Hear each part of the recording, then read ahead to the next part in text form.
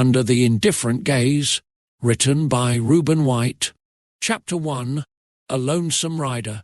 In the shadowed edges of the wild frontier, where the sky was a sprawling canvas of midnight blue, a lone cowboy named Jack Mercer roamed the desolate plains.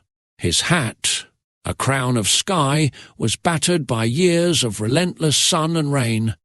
His horse, a steed of the plains, bore the scars of battles fought and won, just as Jack bore his invisible wounds. They moved like ghosts across the land, their only company the whispering wind and the occasional howl of a coyote. Jack's eyes, sharp and weary, scanned the horizon. The stars above seemed indifferent to his quest, twinkling in their eternal vigil. He had no destination, only a relentless drive to wander, fueled by a burning desire for justice. In this land where the lines between right and wrong blurred like a mirage on the horizon, Jack sought to carve out some semblance of order. His journey took him through ghost towns, where the echoes of past lives lingered like forgotten dreams. Lawless outposts, where danger lurked in every shadow, became his proving grounds. Each step brought him closer to uncovering a web of corruption that ran deep into the heart of the territory. Ruthless outlaws, crooked lawmen, and desperate settlers all had their own agendas, and trust was a rare commodity. Chapter 2. The Ghost Town. As Jack rode into the remnants of what had once been a bustling mining town, he felt the weight of history pressing down on him. The buildings, now mere skeletons, stood as a testament to a time when hope had flourished here. The saloon doors creaked in the wind, and the dust danced in the moonlight, creating an eerie, almost surreal atmosphere. Jack dismounted and tied his horse to a post. He walked through the abandoned streets, his boots crunching on the gravel. The silence was almost deafening. He reached the saloon and pushed the doors open. Inside, the air was thick with the scent of decay. He approached the bar, where a lone figure sat nursing a drink. The man looked up, his eyes weary and bloodshot. "You lost, stranger?" Jack shook his head. "Just passing through. Name's Jack Mercer." The man snorted. "Ain't no one just passing through here. This place is dead." Jack leaned against the bar. "Maybe, but dead places have a way of revealing the living's secrets." The man's eyes narrowed. "What do you want, Mercer?" "Information," Jack replied, "about the murders." Chapter 3. Shadows of the Past. The man who introduced himself as Tom was a former miner who had seen the town's rise and fall. He spoke of a series of brutal murders that had disrupted the fragile peace of the town. The victims, all miners, had been found with their throats slit, their bodies left to rot in the open. "Folks say it's the work of a madman," Tom said, his voice a raspy whisper. "Others think it's a curse." Jack listened intently, his mind racing. He had heard of similar killings in nearby towns, and he knew that this was no ordinary madman. There was a pattern, a method to the madness. "Who benefits from the miners' deaths?" Jack asked. Tom shrugged. "Ain't no miners left to benefit, but there's always someone who stands to gain." Jack's eyes narrowed. "The local sheriff. What's he like?" Tom's expression darkened. "Sheriff Granger. He's a mean son of a bitch. Got his fingers in every pie around here. If anyone knows something, it's him." Chapter 4. The Sheriff's Secret. Jack left the saloon with a sense of purpose. He knew that Sheriff Granger held the key to unraveling this mystery. As he rode towards the sheriff's office, he couldn't shake the feeling that he was being watched. The night was thick with tension, and every shadow seemed to hide a potential threat. The sheriff's office was a modest building, but it was well guarded. Jack dismounted and approached the front door. He knocked, and after a few moments, The door creaked open to reveal a burly man with a cold, calculating gaze. "Can I help you?" the man asked, his voice dripping with suspicion. "Name's Jack Mercer. I'm here to see the sheriff." The man eyed Jack warily but stepped aside. "Wait here." Jack stepped inside, his senses on high alert. The room was dimly lit, and the air was thick with the scent of tobacco. After a few moments, Sheriff Granger appeared, a tall man with a stern expression and eyes that seemed to pierce through Jack. "Mercer, is it? What brings you to my town?" Granger asked, his voice a low growl. "I'm looking into the murders," Jack replied. "Heard you might know something." Granger's eyes narrowed. "This ain't none of your business, Mercer. Best you move along." Jack stood his ground. "People are dying, Sheriff. Someone needs to stop it." Granger's expression hardened. "And you think that's you? What makes you think you can do what my men can't?" Jack met his gaze steadily. "Because I don't play by the rules." Chapter 5. The Trap. Jack knew he had to tread carefully. Sheriff Granger was not a man to be underestimated. As he left the office, he felt the weight of the sheriff's gaze on his back. He needed allies, and he needed them fast. He made his way to the outskirts of town, where he found a small campfire burning. Around it sat a group of miners, their faces etched with exhaustion and fear. Jack approached them cautiously. "Evening, folks," he said, tipping his hat. "Name's Jack Mercer. I'm here to help." The miners looked up, their eyes filled with suspicion. One of them, a young man named Billy, spoke up. "What makes you think we need your help?" "Because I know what it's like to be hunted," Jack replied, "and I know how to fight back." Billy's expression softened. "What do you have in mind?" "We need to set a trap," Jack said. "Lure the killer out into the open." Chapter 6. The Showdown. The plan was simple but dangerous. The miners would spread word that they had discovered a new vein of gold, drawing the killer's attention. Jack and Billy would lie in wait, ready to spring the trap. As the night wore on, the tension grew palpable. The moon cast long shadows across the landscape, and every rustle of the wind seemed to carry a hidden threat.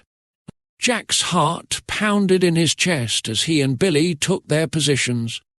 Hours passed, and just when they began to doubt their plan, a figure emerged from the darkness. The killer moved with a predator's grace, his eyes gleaming with malevolent intent. Jack held his breath, waiting for the perfect moment. When the killer reached the new vein, Jack sprang into action. He tackled the man to the ground, and a fierce struggle ensued. The killer fought with the strength of desperation, but Jack's resolve was unbreakable. With a final, decisive blow, he subdued the killer. Chapter 7. The Unveiling. As the dust settled, Jack pulled off the killer's mask, revealing a face twisted with rage and fear. It was one of Sheriff Granger's deputies. Jack's mind raced as he realized the implications. This wasn't the work of a lone madman, it was part of a larger conspiracy. He bound the deputy and dragged him back to town. The miners followed, their faces a mix of relief and apprehension. When they reached the sheriff's office, Jack burst through the door, throwing the deputy at Granger's feet. "Care to explain this, Sheriff?" Jack demanded. Granger's face twisted into a snarl. "You've made a big mistake, Mercer." "No, Sheriff," Jack replied coldly. "You've made the mistake, and now you're going to pay for it." Chapter 8. The Cliffhanger. The revelation of the deputy's involvement sent shockwaves through the town. The miners rallied behind Jack, their faith in justice renewed. But Jack knew that the fight was far from over. Sheriff Granger was a cunning adversary, and he would not go down without a fight. As the sun began to rise, casting its golden glow over the town, Jack stood ready. He knew that the coming days would test him like never before. But beneath the vast, star-studded sky, with his crown of sky and steed of the plains, he felt a renewed sense of purpose. In this harsh and unforgiving land, where morality was as vast and unpredictable as the open sky, Jack Mercer would stand as a beacon of justice. The final showdown loomed on the horizon, and Jack knew that the quest for justice might demand the ultimate sacrifice. But he was ready. Under the indifferent gaze of the western sun, he would fight for what was right, no matter the cost. And as the town braced for the storm to come, Jack's unyielding spirit shone like a beacon in the darkness. Chapter 9. The Calm Before the Storm. The town was abuzz with tension as Jack and the miners prepared for the inevitable confrontation with Sheriff Granger and his men. Word had spread quickly, and the once fearful townsfolk now looked to Jack as their unlikely saviour. They gathered supplies, fortified their homes, and prepared for the battle that loomed on the horizon. Jack stood on the porch of the saloon, his steely gaze fixed on the sheriff's office.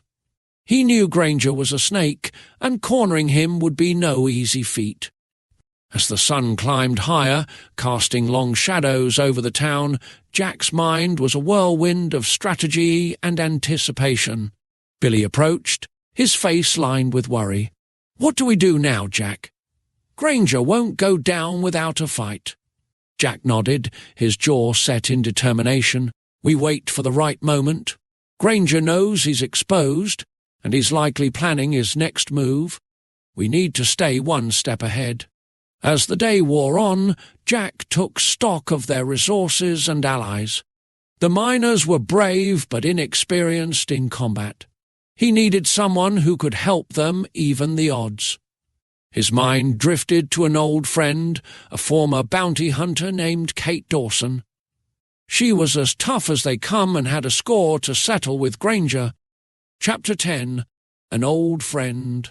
Jack sent Billy to fetch Kate, knowing she would be holed up in the nearby town of Dry Creek. The journey was perilous, but Billy was resourceful. He returned the next day with Kate in tow. She was a striking figure with fiery red hair and eyes that seemed to see straight through a person. "Long time no see, Jack," Kate said with a smirk.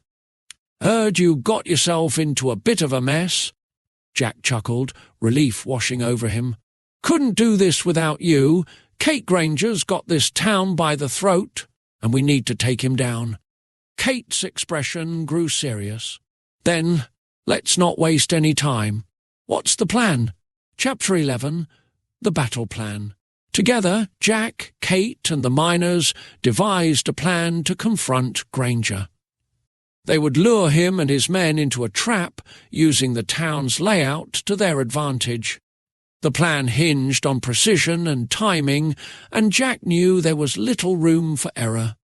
Night fell, and the town was cloaked in an uneasy silence. Jack stood with Kate and Billy, their breaths visible in the cool night air. The miners were positioned strategically, ready to spring the trap at Jack's signal. Jack's heart pounded in his chest as he watched the shadows move. Finally, the sheriff and his men emerged, their footsteps echoing ominously through the streets. Jack's eyes met Kate's, and they nodded in silent agreement. It was time. Chapter 12. The Ambush. As Granger and his men approached the centre of town, Jack stepped forward, his hand resting on the hilt of his revolver. "Granger, it's over. Surrender now, and you might live to see another day." Granger's eyes narrowed, a cruel smile spreading across his face.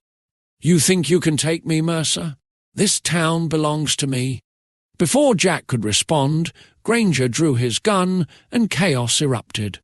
Gunfire rang out, and the night was lit with the muzzle flashes of rifles and revolvers.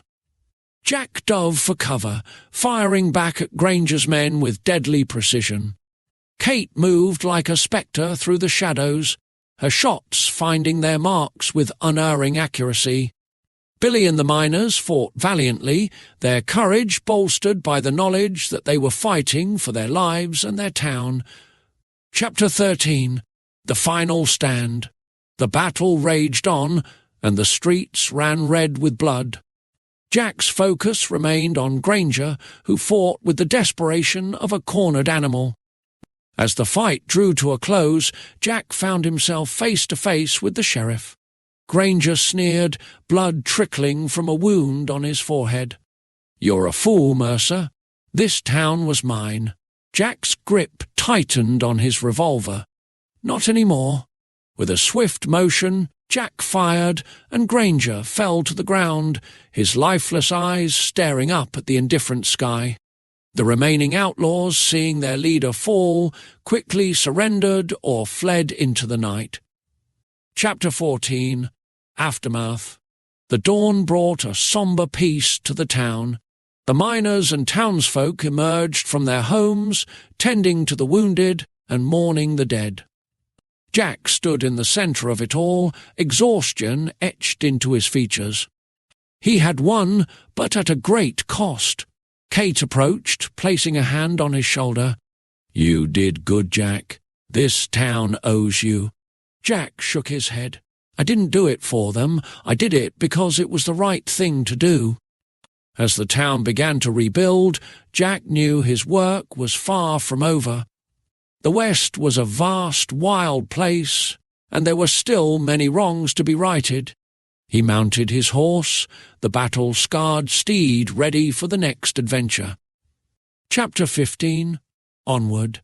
With a final nod to Kate and Billy, Jack rode out of town, the open plains stretching before him like a blank canvas. Beneath the vast, star-studded sky, with his crown of sky and steed of the plains, Jack Mercer continued his relentless quest for justice. In the harsh and unforgiving land, where morality was as vast and unpredictable as the open sky, Jack knew that his journey was far from over. Under the indifferent gaze of the western sun, he rode onward, ready to face whatever challenges lay ahead. The quest for justice was never ending, but Jack Mercer was ready for the fight. Chapter 16. Whispers of Vengeance. Jack's journey took him to the neighbouring town of Hollow Creek, a place known for its eerie quiet and a history soaked in blood. As he rode into town, he felt the eyes of the residents on him, their gazes filled with suspicion and fear. He tied his horse to a post outside the local saloon and stepped inside, the familiar scent of whiskey and stale tobacco greeting him. The saloon was dimly lit, and the murmurs of the patrons hushed as Jack made his way to the bar. He ordered a drink and surveyed the room, noticing a group of men in the corner, their eyes fixed on him. Jack sipped his whiskey, waiting for someone to make the first move. A tall man with a scar across his cheek approached, his hand resting on the hilt of his revolver. "You're Jack Mercer, ain't you?" Jack nodded, his eyes locked on the man's. "That's right." "What of it?" The man sneered. "Heard you caused quite a stir over in Dry Creek. Sheriff's looking for you." Jack's jaw tightened. "Sheriff's got no business with me. I'm just passing through." The man leaned in, his voice a low growl. "Well, passing through or not, we don't take kindly to troublemakers here. Best you move along before things get ugly." Jack's hand hovered near his gun. "I ain't looking for trouble, but if it finds me, I'll be ready." The tension in the room was palpable, and for a moment it seemed a fight was inevitable. But the man stepped back, his eyes narrowing. "Just a friendly warning, Mercer. Hollow Creek ain't Dry Creek. We got our own ways of dealing with folks like you."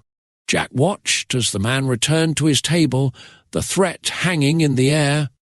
He finished his drink and left the saloon, the cold night air a welcome relief from the stifling atmosphere inside. He knew he couldn't stay long in Hollow Creek. The sheriff's reach extended far, and he needed to keep moving. Chapter 17. The Stranger's Warning. As Jack prepared to leave town, a voice called out from the shadows. "Mercer, wait." Jack turned to see a woman step into the light, her eyes filled with a mix of fear and determination. She was young, with auburn hair and a fierce resolve that reminded Jack of Kate. "Who are you?" Jack asked, his hand still resting on his revolver. "Name's Emily," she replied. "I heard what you did in Dry Creek. We need your help here." Jack's eyes narrowed. "What's going on?" Emily glanced around nervously. "There's a man named Clayton. He runs this town like a tyrant. Folks are too scared to stand up to him. But if you could—" Jack sighed, the weight of his mission pressing down on him. "I ain't looking to start another war. Got my own battles to fight." Emily's eyes pleaded with him. "Please, Jack. If not for us, then for the children. Clayton's men took my brother. We don't know if he's dead or alive. We need someone like you." Jack felt a pang of sympathy. He knew what it was like to lose someone to violence and corruption. "All right, Emily. I'll see what I can do." Chapter 18. Gathering Intel.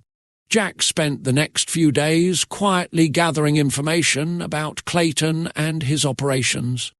He learned that Clayton controlled the town through a mix of fear and bribery, with a network of informants and enforcers who ensured his grip remained unchallenged. Emily introduced Jack to a few trusted townsfolk who were willing to help. Among them was an old gunsmith named Sam, who provided Jack with much-needed supplies and intel. Together, they formulated a plan to take down Clayton and his men. Chapter 19. The Infiltration. Under the cover of darkness, Jack and a small group of rebels infiltrated Clayton's stronghold, a fortified mansion on the outskirts of town. The night was still, and the only sounds were the soft crunch of their boots on the gravel and the occasional rustle of leaves in the wind. They moved silently, taking out guards with precision and stealth. Jack's heart pounded as they neared the main building. He knew the risks were high, but failure was not an option. Inside, the mansion was lavishly decorated, a stark contrast to the poverty outside. Jack's resolve hardened as he saw the opulence bought with the suffering of the townsfolk. They moved through the halls, their goal clear: find Clayton and bring him to justice. Chapter 20. The Confrontation. They found Clayton in his study, surrounded by ledgers and maps that detailed his iron grip on the town. He looked up as they burst in, a sneer forming on his lips. "Mercer," Clayton said, his voice dripping with disdain. "I heard you were in town. Thought you'd be smarter than to come here." Jack levelled his gun at Clayton. "Your reign ends tonight, Clayton. Surrender now, and maybe you live to see another day." Clayton laughed, a cold, hollow sound. "You really think you can take me down? This town belongs to me."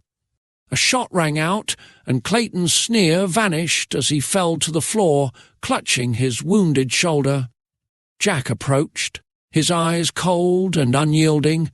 "It's over, Clayton. The people of this town deserve better." Chapter 21. A New Dawn. With Clayton captured and his men either dead or fleeing, Hollow Creek began to breathe a sigh of relief. The townsfolk emerged from their homes, cautious but hopeful. Jack handed Clayton over to the local authorities, ensuring that he would face justice for his crimes. Emily and the others thanked Jack, their gratitude evident in their eyes. But Jack knew he couldn't stay. There were other towns, other people in need of help. As he mounted his horse, Emily approached, a small smile on her lips. "Thank you, Jack, for everything." Jack tipped his hat. "Just doing what's right. Take care of yourselves." Chapter 22. The Road Ahead. Jack rode out of Hollow Creek, the dawn breaking over the horizon. The open plains stretched before him, a canvas waiting for the next chapter of his journey. He knew that the fight for justice was never-ending, but he was ready for whatever challenges lay ahead. With his crown of sky and steed of the plains, Jack Mercer continued his relentless quest, a lone cowboy under the indifferent gaze of the western sun. The West was a vast, wild place, but Jack was determined to bring a measure of justice to its farthest reaches. And so, under the vast, star-studded sky, Jack rode onward, his heart full of wanderlust and an unyielding desire to right the wrongs of the world. The quest for justice was his, and he would face it head-on, no matter the cost. Chapter 23. The Relentless Pursuit. As Jack travelled further into the frontier, he came across more towns plagued by the same issues: corruption, fear, and lawlessness. His reputation began to precede him, and stories of the lone cowboy who brought justice spread like wildfire. One evening, as Jack camped under the stars, a group of riders approached. Their leader, a wiry man with a keen look in his eye, introduced himself as Cole. "You're Jack Mercer, aren't you?" Cole asked, admiration and caution mixed in his voice. Jack nodded. "Depends who's asking." Cole dismounted, extending a hand. "Name's Cole. We're a group of folks looking to take back our town from a ruthless land baron named Harrington. Heard you might be able to help." Jack studied Cole for a moment before shaking his hand. "All right, Cole. Tell me about Harrington." Chapter 24. The Tyrant of Silver Creek. Cole and his group explained that Harrington controlled Silver Creek with an iron fist, using his wealth and influence to exploit the townsfolk. Those who opposed him were dealt with harshly, their properties seized, and their lives ruined. Jack's eyes hardened as he listened. "Sounds like Harrington needs to be taught a lesson." Cole nodded. "We've tried to fight back, but we don't have the skills or the firepower. With you on our side, we might stand a chance." Jack agreed to help, knowing that this was another step in his quest to bring justice to the frontier. They spent the next few days preparing, gathering supplies, and training the townsfolk to stand up to Harrington's men. Chapter 25. The Siege. Under the cover of night, Jack and the townsfolk launched their attack on Harrington's mansion. The plan was to hit hard and fast, taking Harrington by surprise. Jack led the charge, his revolver blazing as they stormed the gates. The battle was fierce, but Jack's leadership and the townsfolk's determination turned the tide in their favour. They fought with the desperation of people with nothing left to lose, and one by one, Harrington's men fell. Jack found Harrington cowering in his office, a stark contrast to the tyrant he had been described as. "Please," Harrington begged, his voice trembling. "I'll leave town. You'll never see me again." Jack's gaze was cold and unforgiving. "Justice isn't about running away, Harrington. It's about paying for what you've done." Chapter 26. A New Beginning. With Harrington defeated and his influence shattered, Silver Creek began to rebuild. The townsfolk, inspired by Jack's bravery, worked together to create a fair and just community. They offered Jack a place among them, but he knew his journey was far from over. As he prepared to leave, Cole approached him. "Thank you, Jack. We couldn't have done this without you." Jack smiled, a rare expression on his weathered face. "Just doing what's right. Take care of each other." Chapter 27. The Endless Horizon. Jack rode out of Silver Creek, the open horizon calling to him once more. The frontier was still wild, and there were many battles to be fought.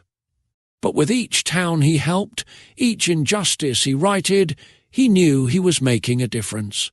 Under the vast, star-studded sky, Jack Mercer continued his relentless quest, a lone cowboy driven by a code of honour and a heart full of wanderlust. The quest for justice was never-ending, but Jack was ready for the fight, no matter where the road might lead. And so, beneath the indifferent gaze of the western sun, Jack rode onward, a symbol of hope and justice in a land that desperately needed both. The West was a place of endless challenges, but Jack Mercer was a cowboy who thrived on the relentless pursuit of righting wrongs, one town at a time. Chapter 28, The Legacy of Justice. As the years passed, Jack Mercer's legend grew. Tales of his exploits spread from town to town, inspiring others to take up the fight against corruption and injustice. He became a symbol of hope in the wild frontier, a beacon of light in a land often shrouded in darkness.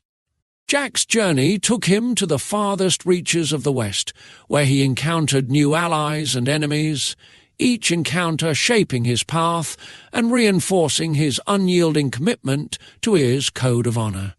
Despite the constant challenges and the scars that accumulated, Jack never wavered. His resolve remained as steadfast as the mountains that towered over the plains. Epilogue. The final ride. One crisp autumn morning, as the leaves turned to gold and the air carried the scent of impending winter, Jack found himself overlooking a serene valley. The town below, aptly named New Hope, was bustling with activity. Children laughed, families worked together, and there was an unmistakable air of peace and prosperity. Jack had been instrumental in establishing New Hope as a sanctuary for those seeking refuge from the chaos of the frontier. He had helped the townsfolk build homes, schools, and a sense of community that was rare in those harsh times. New Hope stood as a testament to what could be achieved when people united under a common cause. Standing on a ridge, Jack looked down at the town, a sense of satisfaction washing over him. He had seen more than his share of violence and hardship, but he had also witnessed the incredible resilience of the human spirit. New Hope was proof that justice, though often hard-won, was worth fighting for. As the sun began its descent, casting long shadows across the valley, Jack knew his journey was nearing its end. He had spent his life wandering the plains, driven by a relentless quest for justice. Now he felt a pull toward rest, a longing for peace that he had never allowed himself to acknowledge. Jack's thoughts turned to the friends he had made along the way, Kate, Billy, Emily, Cole, and so many others. They were all part of his journey, each one a chapter in the story of his life. Their faces, their voices, and their courage stayed with him, a reminder of the good he had fought for, the lone cowboy's legacy. With a final lingering look at New Hope, Jack mounted his loyal horse, the steed as steadfast and battle-scarred as its rider. Together they rode down the ridge, not toward another fight, but into the heart of the town he had helped create. The townsfolk greeted him with warm smiles and grateful hearts, knowing that without Jack, New Hope might have been just another dot on the map, lost to time and tyranny. They offered him a place among them, a home to call his own. Jack, for the first time in his life, accepted. He laid down his revolver and hung his hat, a crown of sky and symbol of his wandering days, by the door of his new home. In New Hope, he found not just peace, but a purpose fulfilled. As the stars began to dot the evening sky, Jack sat on his porch, the sounds of laughter and life filling the air. The vast, star-studded sky stretched above, and for once he felt content to simply watch and be still. His heart, once driven by an unyielding wanderlust, now beat with the rhythm of a man who had found his place in the world. Jack Mercer's name would be remembered in the annals of the West, a legend of justice and honor. His story, filled with trials and triumphs, would inspire generations to come. And though the cowboy had hung up his hat, the spirit of his quest lived on in the hearts of those who believed in the power of justice and the enduring promise of the western sun. And so, under the vast, star-studded sky, Jack Mercer found his final frontier, a place of peace, where justice had been won and hope had been restored. The cowboy's journey had come full circle, and in New Hope his legacy would forever shine, a beacon of light in the wild frontier. If you are enjoying adventures in the Old West Channel, feel free to hit the subscribe button for future posts.